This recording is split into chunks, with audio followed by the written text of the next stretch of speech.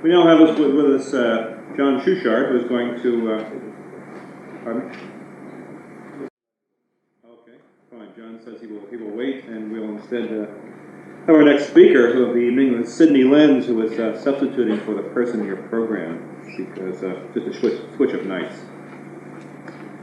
Sidney is a long-time activist in the peace movement and the movement for social justice, starting back with the sit-down strike of the early 30s, he tells me. And since then has gone on to other things, the things that we are, in our own time, are familiar with. He was co-chairman of the National Mobilization Committee for ending the war in Vietnam. He's the founder of the Mobilization for Survival. He's chairman of the Impeach Nixon Committee in Illinois. He has,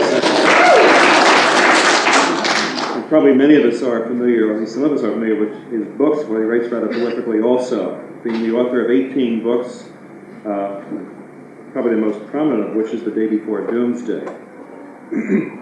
He currently writes for National Catholic Reporter, and I'd like to welcome now Sidney Lens.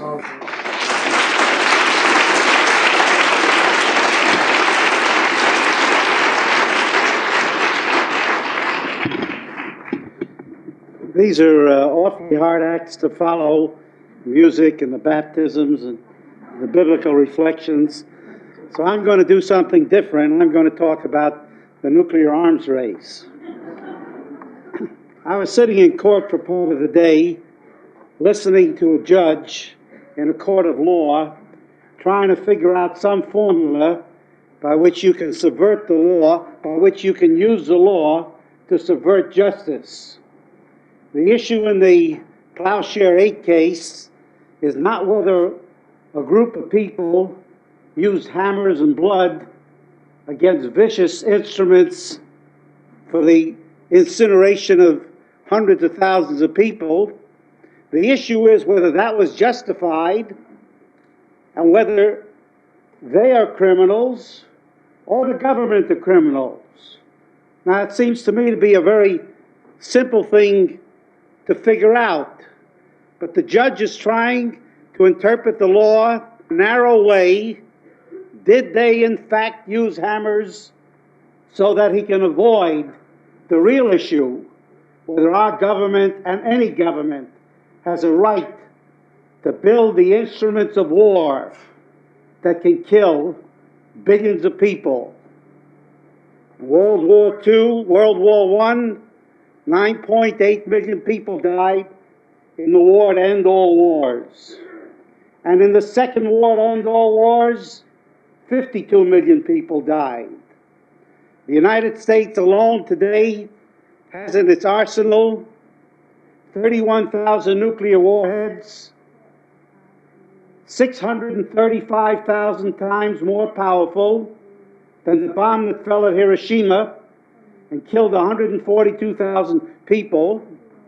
The United States now has the capability of incinerating everyone on earth in the name of a Judeo-Christian society 12 times over.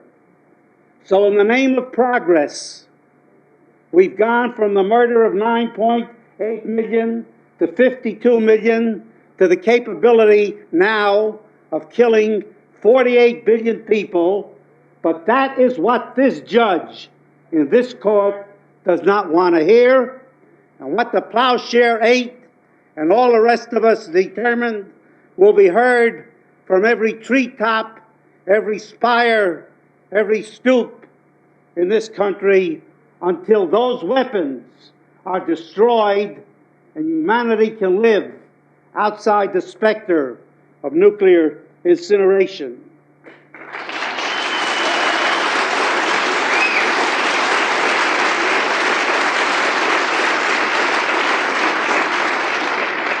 And in the courtroom was a frostbitten reporter for one of the news agencies who said, "What the hell are they making this fuss for? Why don't they go and talk to the people in Congress? Why don't they go and lobby?" Well, I ask you, what important change in the history of this country has ever come about through lobbying? Would there be a United States of America today if Samuel Adams lobbied in the Parliament in Britain? Would the 10 amendments, the Bill of Rights, have been passed if we wasted our time in lobbying rather than in the 5 critical years from 1783 to 1788, where America had a second revolution? Would the millions of slaves have been freed if we had lobbied instead of John Brown taking his young people at Harper's Ferry to provoke a revolution against this system? And would millions of workers in America have the right to strike if they had wasted their time in lobbying and pleading rather than going out on strike and suffering thousands and tens of thousands of deaths and serious woundings and imprisonments in the Pullman strike, the railroad strikes, the sit-down strikes, and so forth? Would we have an iota of civil rights in the South if we had put our eggs in the basket of lobbying? There comes a time when a society becomes so intellectually constipated, so immune to justice and reason, that there is no alternative but to break the law in order to uphold it. And that's what the Plowshare 8 case is all about.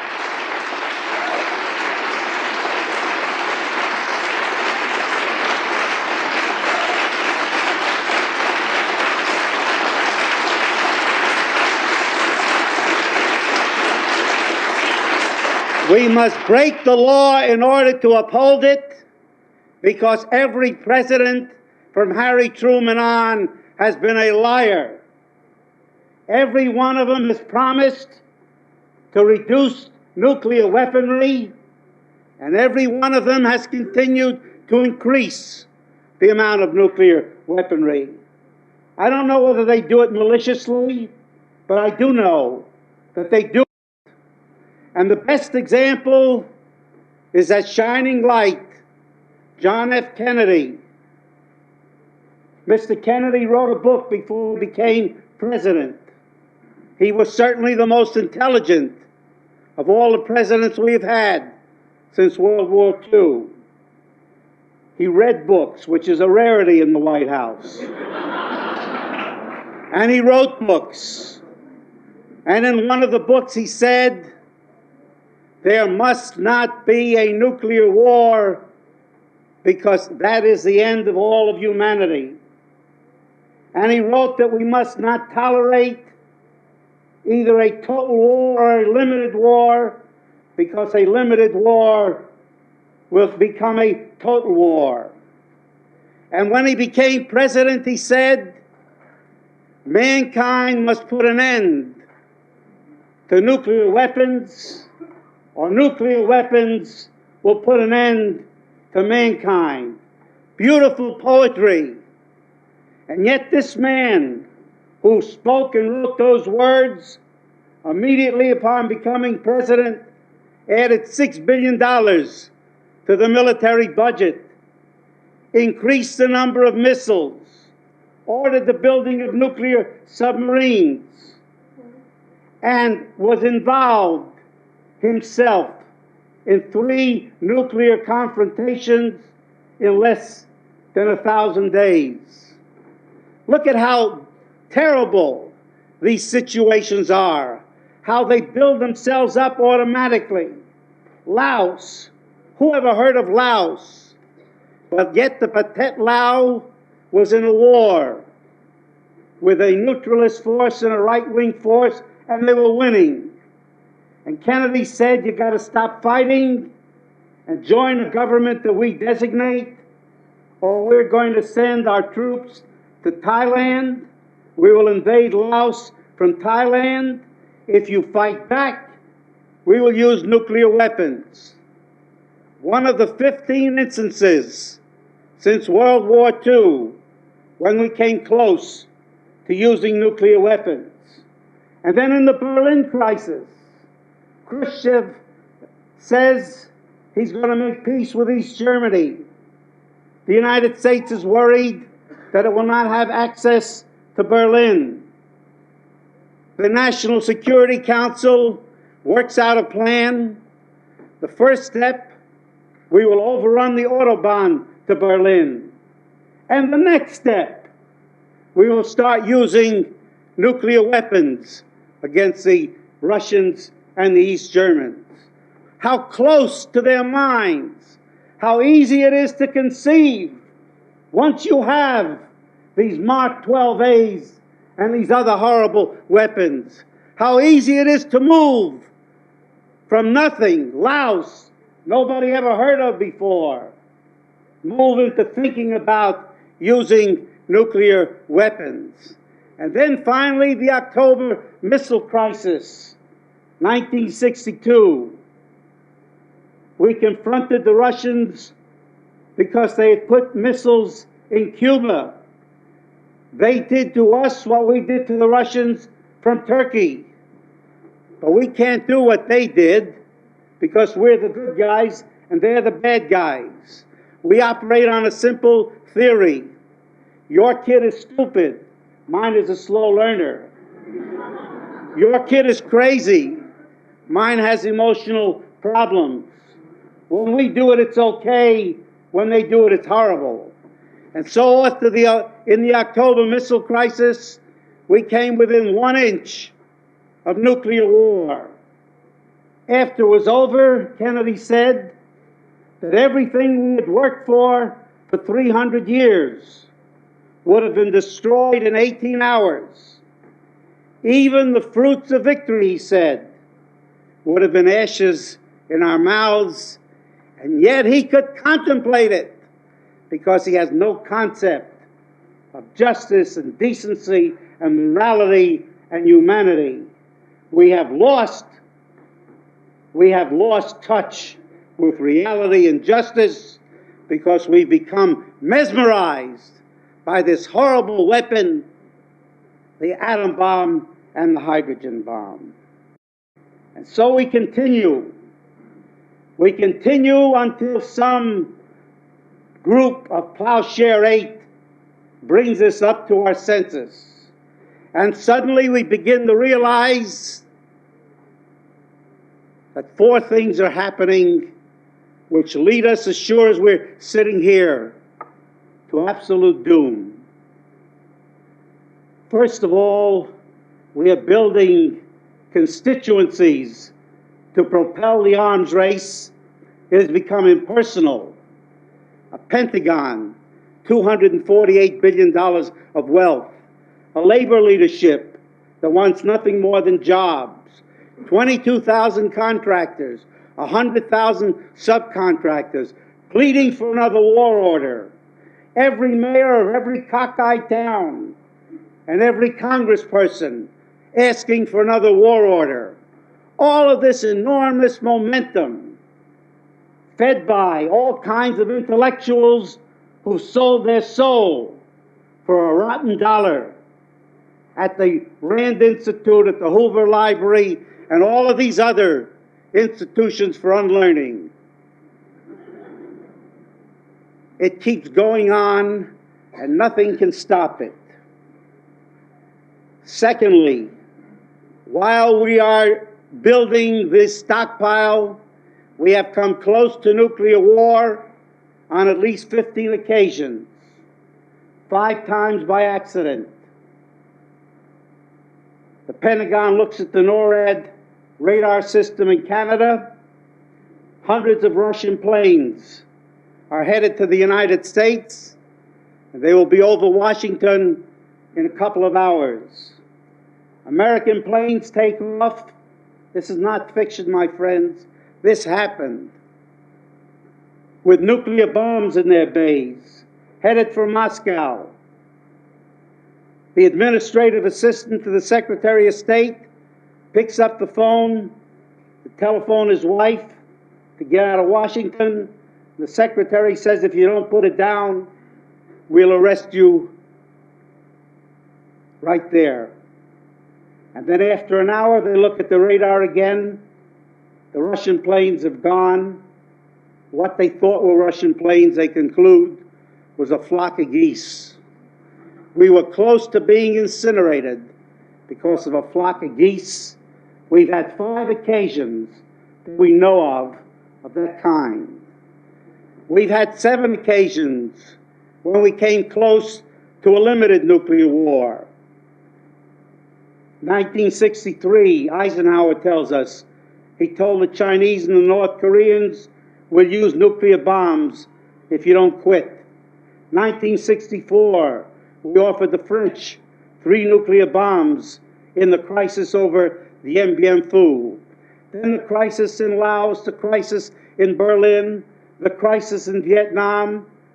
In every one of these occasions, we contemplated using nuclear weapon, and it was only by the skin of our teeth that we avoided it.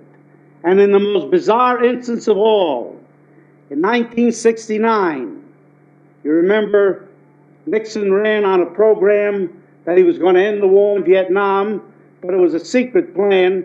He couldn't tell us about it. Now we know what the secret plan was because H.R. Haldeman has written about it, and so has Nixon. They themselves called it the madman theory. They told the Russians and the Chinese that Nixon is a lunatic. He's absolutely crazy when it comes to communism. And unless the Vietnamese come to terms by November 1969, Nixon would use nuclear weapons on them. That was kept secret for 11 years. Now we know the real story. And why didn't they use nuclear weapons? Because we violated the law. Through civil disobedience, we burned draft cards. We brought hundreds of thousands of people in the streets in Washington in the mobilization and millions in the streets in the moratorium. Nixon himself tells us that you could not have a nuclear war under those circumstances.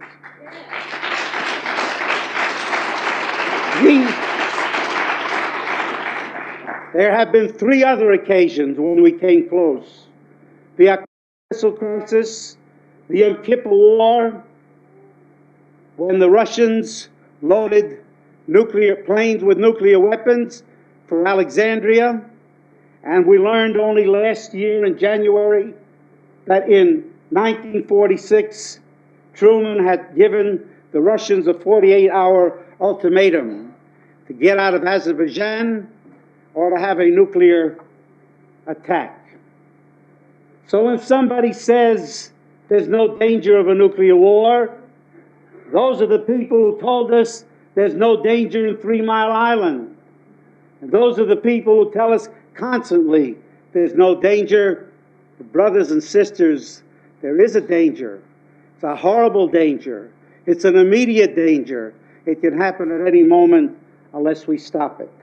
There have been 151 instances in the last 18 months alone of false alarms, 1 minute to 6 minute long, where the Pentagon misreads what is happening in the atmosphere or the trajectory.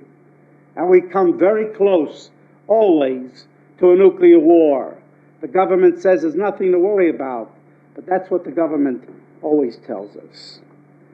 Worse than that is the phenomenon of proliferation. There are now 6 countries with nuclear weapons.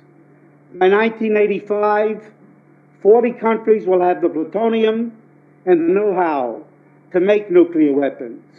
By the year 2000, 100 countries will be able to make 210,000 nuclear weapons a year, 7 times as much as the United States has accumulated over the last 33 years. That's frightening. That's horrifying. There have been 130 little wars since 1945. They have killed 35 to 50 million people, as many as died in World War II. We don't pay any attention to them in America. We're not concerned about what they're doing over there. But as 35 to 50 million people have died in these little wars. What will happen in 1985 or 2000 when every little war threatens to become a nuclear war because the people on the opposing sides have these weapons? And what will happen in a couple of years when Germany, Japan, Britain, and perhaps China develop the cruise missile? Cruise missile is a wonderful little weapon, 12, 14 feet long. It flies under radar. It hits its target 2,000 miles away within 10 to 30 yards. It's deadly and it's cheap. It costs only $1.4 million apiece. For $1 billion, any great nation can destroy any nation on earth with a few thousand or 1,000 cruise missiles. And what will happen when the accuracy weapons that propel the Soviet Union and the United States towards a first strike, weapons like that Mark 12A, which can land so close to their target, what will happen when they go into full production? In 1941, Franklin Roosevelt stood before a Red Cross meeting and he boasted that we Americans are different. We don't kill civilians. 3 years later, 4 years later, when they picked out 4 targets in Japan, Kokura, Nakamura, Nagasaki, and Hiroshima, Secretary of War Stimson told them, you must pick out targets that are military bases surrounded by civilians. And when they hit Hiroshima, one little bomb killed 142,000 people. At Hiroshima, there's a museum. And outside that museum, there's a rock. And on that rock, there's a shadow. That shadow is all that remains of a human being who stood there on August the 6th, 1945. We will not be shadows on the rock. We have no intention of being incinerated till our skin turns black and falls off and our children die in front of our faces. We will violate this law and any law and all laws that are illegal and immoral until this arms race is over. Thank you.